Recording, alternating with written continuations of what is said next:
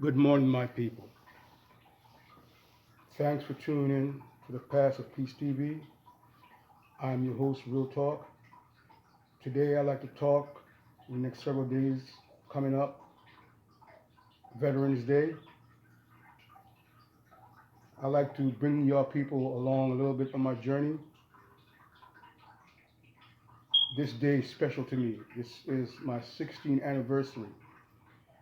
And you may wonder, what you mean, my 16th anniversary, Veterans Day?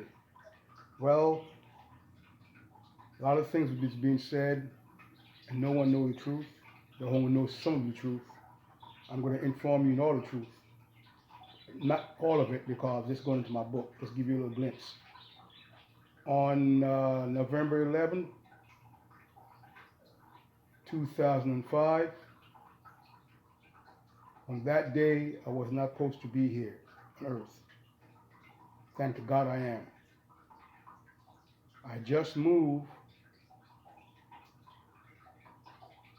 from 875 Bellevue Avenue down to Sanhican Drive, of course, in Trenton, New Jersey, USA. And the next day, I moved on the 9th. I moved on the 10th of November, a couple of weeks before my birthday. The following day, which was November 11, 2005, I decided to go back to the apartment to retrieve the rest of my belongings that I left. At that time, my cousin Katie and my nephew-in-law Herbie helped me move. When I went to my apartment to retrieve my things, I parked my cab in the driveway, which we share between me and my neighbor, Charles. I was trying to lock the screen door, but it couldn't lock. So I just left it, just pulled it up. Around maybe 5, 10 minutes later, I hear some footsteps. I pay no attention to it. Then here come my cousin, Donovan. He got a mental problem, God bless his soul. I hold no grudge or anger against him. I've been forgiven a long time ago. And for people to think that I didn't, I did. I did forgive him, and I was very upset when he got murdered. But anyway, I was in my bedroom, which was my living room that I converted to the bedroom, and I was kneeling down, looking in the box, going through some things. He came up the steps, and he had a banister pole a day before my nephew-in-law Herbie broke off, so I can get my furniture down the steps. Well, he used that banister pole. I say it may have been, I don't know, it was like maybe this long, you know, and he had a look in his eyes. I paid no attention to it. Next thing you know, he started beating me down with a banister pole in my head, beating me down, beating me down. He basically was killing me. And he kicked me in my eye so hard, in my right eye, he blinded me permanently for the rest of my life. I don't know how I got the strength, but I got the strength. I guess I was bleeding like crazy. I run down the steps, call for help. I ring my neighbor's door. Thank God it was Veterans Day, because if it hadn't been Veterans Day, chances I wouldn't have been here. Miss Mary, she looked out our second floor window and saw me from my bedroom, and she said, "Oh my God, my whole clothes was bloody. Of course it was bloody. You know what I mean? I saw this little kid is walking, and I was asking him to take my keys and drive my cab and take me down the street to Mercer Hospital. But I'm sure he got scared off. I didn't know how bad I look, and I still don't know how bad I look. Then next thing you know, around maybe 3 to 5 minutes later, I saw a police officer driving down Bellevue, driving real slow. Obviously, he's trying to find the house. I flagged him down. He put me in the back of the police car, took me to Mercer Hospital. When he took me to Mercer Hospital, he left me in the car. Next thing you know, I couldn't breathe no more. I stopped breathing because I guess my lungs were full up with blood, whatever. Then the doctor, the nurse came out with a stretcher, put me in there, carried me into the emergency room, and they started cutting my clothes off. And I'm trying to stop them, but I was too weak. So for people out there that think that anything, here's the story. They cut my clothes off. They cut my belt, they cut my underwear, they cut everything off. Then they gave me oxygen. Then I was super cold. Okay, this was the day that my life changed. And then people out there supposed to be family. Now, I have a transcript also of everything went down. I went to court against my cousin Brock. I've been going to court. Saw his mom was there. Katie was there. He put a smirk on his face like he, judging me. It's all the stuff I've done for him. But that's not about Katie. It's not about me and Katie. It's about the truth about this day. And I think it was in 2006 that Brock went to court around about September. And on his impact statement, which I have the transcript, I paid for it. I didn't know why I was doing it, but everything that you do sometimes, you don't know why, God knows why. I paid for this transcript. It cost me $500 for his confession, what happened on that day when he was in court September 11th, and my impact statement from the victim was October 2006. And he said he came there to rob me. And now I realized that I didn't have my wallet, didn't have my money, and it just confirmed that he came to rob me, and he did rob me. Nothing else. I didn't go to the hospital without no clothes on. They cut my clothes off in the hospital. It's all going in my book, so this part you'll know of the book. Everybody turned me from a victim to a villain. All my family. They cast judgment on me, but the judgment is going to be on them. Trust and believe that. The judgment is going to be on them. I had, from what my lying niece was telling me now, I had maybe 40-something stitches and staples in my head. When I went back to the hospital, Mercy Hillingford Hospital, several months later, maybe 4 or 5 months later, to get the stitches out, whatever it was, they're like, "Oh my God, you look good." Because when I came there, they're like, I looked like a Cabbage Patch doll because my head was that big. When they came to the hospital in New Brunswick to see me, my niece Novelet, they all came to see me. Ja Pops, Katie, all of them came to see me. My niece, they came at different times, of course. My niece said, "Uncle Mike, you see yourself? You see your face?" At that time, my face was still swollen because they came to the hospital the next day. I mean, they came to the hospital also in Trenton because I went from Mercer Hospital to Hillingford Hospital and got transferred to New Brunswick, Robert Wood Johnson Hospital. They was trying to save my eyes. They couldn't do it. I stayed in the hospital for maybe 3 or 4 days, maybe 5 days, and then they let me go. But these are the things that I want you to know. This day is special. It's been, I think, 16 years. 16 years that I survived. I survived the attack. But what came next, I didn't understand. From 2005 to 2012 or 12, my cousin Katie that I looked out for and did everything for turned on me.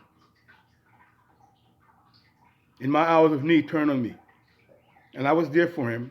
And I would still be there for him. I ain't gonna lie. I will still be there for him because, like I said, and I mean this, I have unconditional love for him and his kids, his family. He do what he do because he thought he was doing what he was doing was right. But my people, don't quick to judge people from what you hear if you don't know the whole story. If you was not a witness to something, don't co-sign something. I was judged from the physical pain that I was in and the mental pain that I was in. These people add on more stress to me, going around saying things that wasn't true, turning me, a victim, to a villain. When I said I forgive them because it is not in my power to judge them. They have to answer to God for everything that they have done, just like I have to answer to God for everything that I have done. But I just want you to know this Veterans Day coming up. Right now, it's the 8th of November 2021.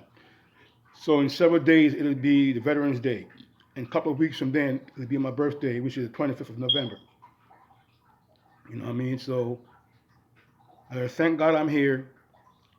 And everyone out there, if you listen to this and you listen to this to the whole through the whole way, learn something. Y'all judge me from what y'all heard. You didn't know the truth. I paid for this transcript. I didn't know why I was paying for it, but I'm glad I did. At my victim impact statement, the judge was overwhelmed or blown away when I'm like, because I found out a couple of days before they was going to plead, and I was very upset when they told me that. But I was dealing with the prosecutor all this way. But I'm like, okay, I accept it. They're going to plead, and I said, when it's my impact statement, I asked for no jail time for him.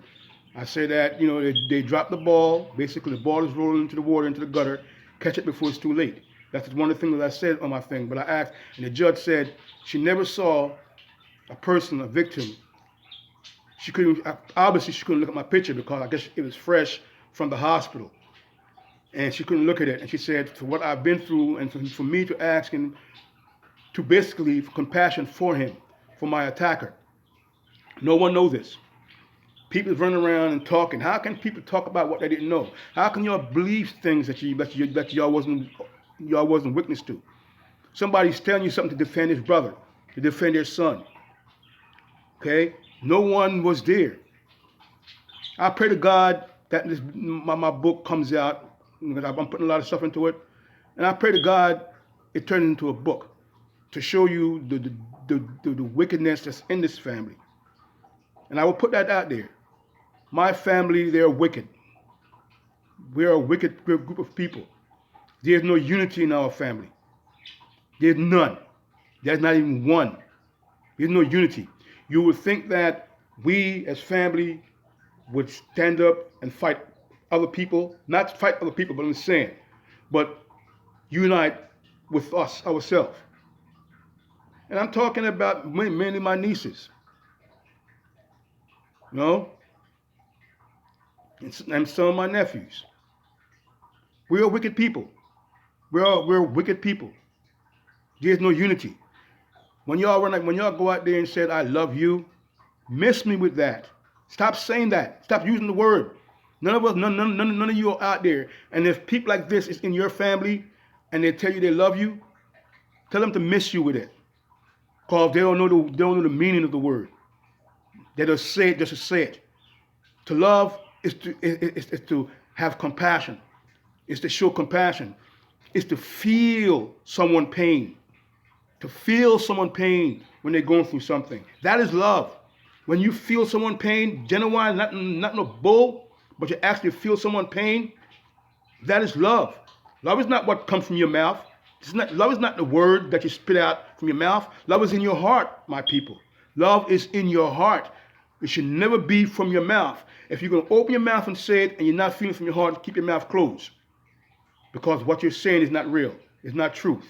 It's only the work of the devil. The devil will tell you, I love you. And then cut your head off. Because he don't know what love is. He never experienced love. Love is God. So if y'all out there and if y'all going to say y'all love somebody, you better be damn sure you mean it. Because God know your heart. And God have you written down in Judgment Day. My people, thanks for listening.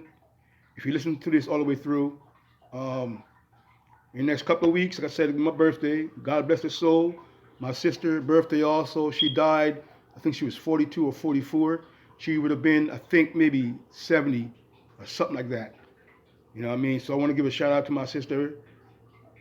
Me and her, she's older than me, of course. Me and her birthday on the same day, the 25th of November. And her daughter, my niece, Novlet, coming up. It's our birthday, so I'd like to give a shout out now to my sister, God bless her soul, to my niece, Novlet, God bless her soul, and again, from last month, my mom, Hazel Little, which would have been around 99 or something like that, 100, born October the 8th, 2022. October the 8th, 1922. So I want to give a shout out to all these 3 people in advance. Birthday, my sister Julia Gaynor Williams, my niece Novlet, and of course my mom Hazel Little. My sister and my mom are my angels. I love them to death. Y'all fly with the angel. Thank you for listening. Follow me on Facebook and my YouTube channel, The Path of Peace TV. Also on Spotify, um, my anchor on Spotify, my podcast, The Path of Peace TV. Okay. God bless you. Be safe. Give love. Share love. No matter what you're going through in life, each one teach one. We can always help someone, no matter what we're going through. Let's never lose sight of that. God bless you.